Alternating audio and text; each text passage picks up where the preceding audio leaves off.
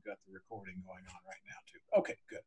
All right, let me get back into share mode and we'll take a look at our assignment going on for next week. Okay, here we go. Just really quickly, I'm gonna open this thing up here and all right. So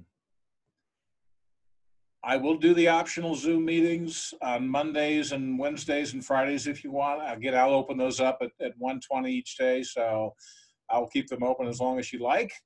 If you have questions or questions about any of the assignments or things that you're working on for next week, it's 2 chapters in the Bender book. It's a review of chapter 7, just for quick reading, and then chapter 19 is writing and reporting for the media, which is journalism and public relations in the Bender book. So how many of you, just out of curiosity, how many of you are ad PR majors as well as journalism or broadcast or SPMC majors?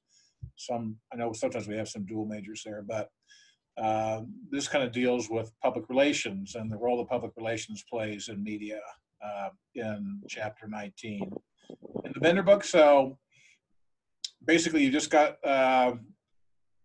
again, these are some PowerPoints that every single beginning reporting class is using. So they wanted everyone to kind of be on the same page. But let me know if this is really boring, and I will do my best to spice it up for you, as I always try to do.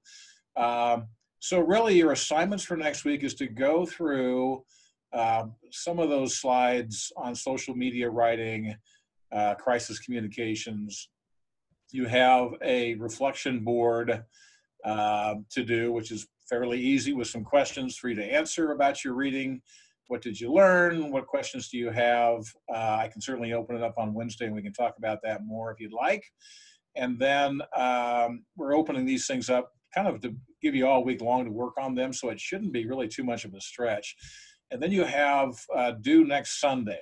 You can turn it in anytime you want, but it's a audience and social media assignment. And if I click this open here, basically it's a crisis situation.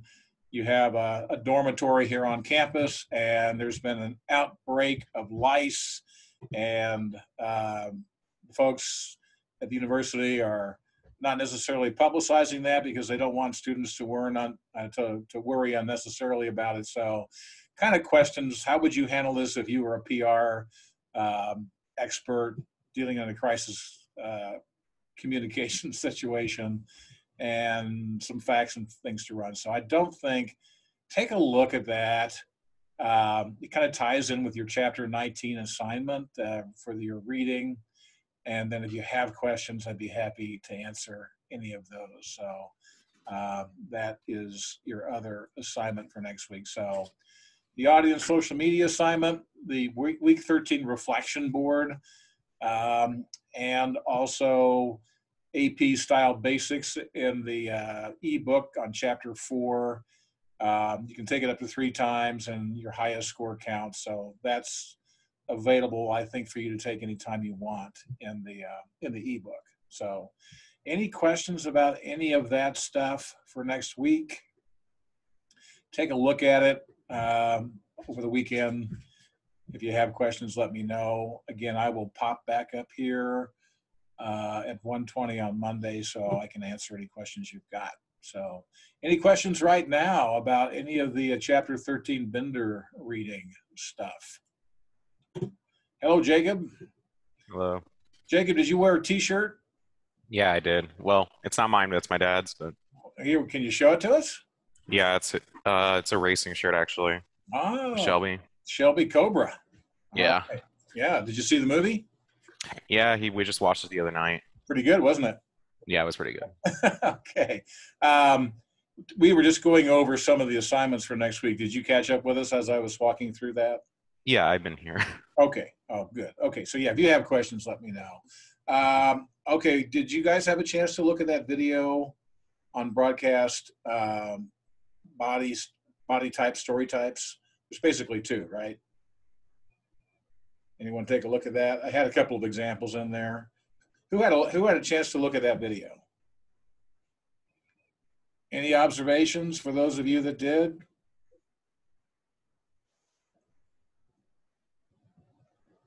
No, I mean, I noticed that for the softer, like the wine glass type of story, that it was typically like it took a very different angle from the hard, like, because the hard news is obviously like we're getting you breaking news. Here's like the important information, but the like wine glass story allowed for a lot more emotional aspects to come into play. Did you think that the reporter did a good job in? So you saw, and you also saw in that video a hard news story, right? Mm-hmm. And then you saw Boyd Hooper did the story about the dairy that went under, his family dairy, right? So did you think the reporting was, you could tell the distinct differences, I take it, between the two? Yeah, definitely. Okay. What do you think is the most frequent type of broadcast story style for news?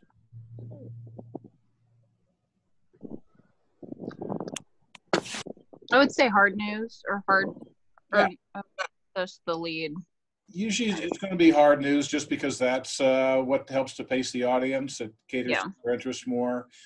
Typically, if you're stacking a local newscast or even an evening newscast, if you watch them sometimes on the networks, they will probably put in a feature story using that wine glass style that Bender talks about in his book, and talks a little bit more about that specifically, just as a way to kind of give the audience a different pacing element in the story and some more details. They tend to be more emotional, and they connect more emotionally with the audience.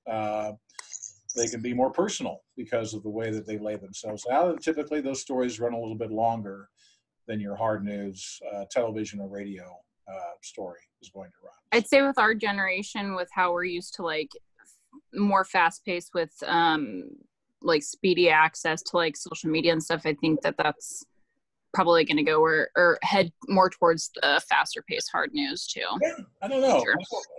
What'd you think of the Boyd Hooper story? What'd you think of the pacing on that story? I mean, I thought it was okay. I wouldn't. Or Sam, you saw it too. Okay. Yeah. So, yeah. Okay. So, I think, remember too, that when you're a television news organization, you have an audience. The demographics run all over the place. Absolutely, they want to have a younger demographic, but they also have to cater to older demographics. So they probably have to come up with a mix that's going to have something for everybody. But you're right. I mean, certainly the attention span of Generation Z is it tends to be shorter. You tend to know what you're looking for faster, and so you may not stick around longer necessarily. Although I do have a question for you though. When you're watching entertainment and you have a good show that you're binging on, are you willing to take the extra time with a good show that you really enjoy? Just curious. Kind of depends. I know that like I hate to like admit it, but my boyfriend yells at me all the time. But I literally fast forward everything. What doesn't matter like what I'm watching. The only thing I can watch like full through is like Disney shows or something. But for most, even like Criminal Minds, which is a show I like, we have to fast forward certain parts because it just might be my own attention span. But that's just a bad habit that I'm in, I think too. Interesting. Okay. Yeah. I suppose it's something for everybody. The beauty of what we have to watch out there today is that there is literally a channel or many channels for us to be able to choose from that kind of cater to the things that we're interested in. So, all right. Are there any follow-up questions on your reading for chapter 13? And again, so summarize for me 4 different types of primary leads in broadcast news, right? What are the 4 types of leads? Umbrella. Umbrella is one. And can you describe it for us, Sam? Isn't umbrella when you take one part of the story and connect it to the other? Or I might be thinking of the very last example. I can't remember the last one. Well, you've got your throwaway. Your umbrella is actually the last one, I think, but you're oh yeah, so it's where you kind of you tie one part of the story to the other part of the story. typically an umbrella is going to have maybe 2 or 3 elements actually in the lead itself. Okay. And then you're going to tie all of those different elements that you mentioned very quickly in your lead into the rest of the body of your story. So, okay, so that's the umbrella lead. What are the other 3 leads? Jacob, give us one. Yeah, there's soft. There's also throwaway. Soft and throwaway. Okay. And Yi Yang, what's the other lead? So we have a soft, we have a throwaway, we have an umbrella lead. Hard, the other? hard lead. What is a hard lead, Yi Yang? The most important information. Very good. Yeah, it's going to be the most important information. Just tell me what's happening right now. A hard lead tends to be perhaps the most timely breaking news story that you're going to have in any newscast, where your audience is going to be really interested in knowing what is the latest on this story or what's happening right now. And you're certainly seeing a lot of that with the network and broadcast reporting on the coronavirus, right? So probably a good example. How about a soft lead? Can somebody give me a definition? Joseph, do you have a definition of a soft lead for us? Yeah, it's when you are telling the listeners that something important is coming up, but you don't give them all of the necessary information. Good point. Yeah, you want to kind of give them the gist. You don't want to give it away, and you want to set it up, and then hopefully that puts them into the rest of the story where you're going to get that information. Okay. And Scotty, what's the throwaway lead? So a throwaway lead is pretty much like you're stating what the main idea is, but not giving away the full story, so you can throw it away like if it's too much for the story. Yeah, I mean, a throwaway lead, again, it tends to be a transitional lead. And honestly, a throwaway lead is something you can say it, and if you throw that a lead away and went to your next sentence or paragraph, your audience really wouldn't be losing that much. So it tends to be more of a transitional device you use to try and go from one story to another to move your audience into a story. So anyway, that's a throwaway lead. But to be able to craft any of those 4 leads, it does take practice. Did you? How many of you had a chance to see my feedback for your lead writing exercise this week? What were your thoughts? Would you agree, Rachel? You're there. I saw you raise your hand. What would you think about the feedback you got, and how easy is it to write leads? It was pretty good. I mean, there's definitely things I need to work on, but I thought it was really good feedback, and it's pretty easy to fix. It does take practice, though. I mean, that's just it. And if you get anything, I'd say one big thing out of this class is that writing, no matter how good you think you are, or even how good you are, it does take practice. You always want to keep working on something and challenging yourself and saying, can I write that in a more concise way? Can I write it better? Can I make it sound more interesting? Can I really tie this into the interest of my audience? So, and so that's just something that no matter what age you're at, no matter what skill set you're at as a writer, you just have to have this mindset that let me take a look at that. Let me write something. Maybe I'll put it down for a while. I'll come back and I'll play with it again. And I want to see if I can make it even better than it is already. So that's part of the writing process. And if you get something out of this class, it's hopefully that mindset that don't be content just to write something once or even twice, but think about how I can keep rewriting it and make this really sharper, better, more interesting for my audience to be able to read. So, and then again, the 2 primary story types are you're going to have your hard news lead, body type, and then the soft news, which the Bender book calls kind of the wine glass. Actually, there are probably, that I know of, there are probably at least 2 other body types that they use in broadcasting. I won't go into details on that, but the 2 that the Bender book focuses on are 2 predominant forms of broadcast storytelling, and hopefully things to think about as you write your own stories too. So, all right, Dominic, any thoughts to share with us? Jack, Colin, Martin, Riley, Kirkpatrick, wherever you are. Any thoughts? Takeaways? Writing the broadcast leads was really hard for me when I first started, but once I read your feedback, I like went back and I rewrote some of them, and it became much easier. So I think that you're right about how it takes practice, even if you think that you're good at it already. Good point. One thing I noticed, Dominic, for I think a lot of students is learning how to write an active voice and thinking about just present tense. What's really going on with this story right now that I can write it in present tense with, using active voice to try and really give my audience a sense that this is really what's happening right now, as opposed to what happened even this afternoon or earlier today or even yesterday. Which is not to say that sometimes you don't have to go and tell your audience what has happened to set up for them what's happening right now with that story. But it does take practice. Anybody else have observations? Riley, how are you? Riley and Tolan Keg, are you in the van there? Are you working at the garden center? Yeah, I'm on my break right now. Yeah, writing leads for broadcast was really hard for me too. I'm definitely not a broadcast person, so it took a lot of practice for me. Yeah, it just comes, when you're writing over and over and over again, you begin to pick up that stuff really, really quickly. The other thing I would say I noticed in a lot of your leads is remember that you're not writing a headline, but you need to be sure and write grammatically correct, complete sentences too, and think about your tenses and everything, because I think sometimes people think that they're writing a headline for a lead in a broadcast story, and sometimes they mix their tenses up. A bank was robbed today and the gunman gets away. You're mixing your past tense and your present tenses, and we call that headline ease. But obviously, because you have these clashing word tenses, it's not correct grammar. And honestly, it's not conversational. It's not the way that most of us talk. So when we talk about trying to talk in a more conversational tone, when we're talking in broadcast style, you still have to be grammatically correct and get your tenses straight too. So Alex is out there in San Francisco somewhere. Can you hear us, Alex? There you are. Do you have any thoughts? Do you have any questions or thoughts about the broadcast chapter?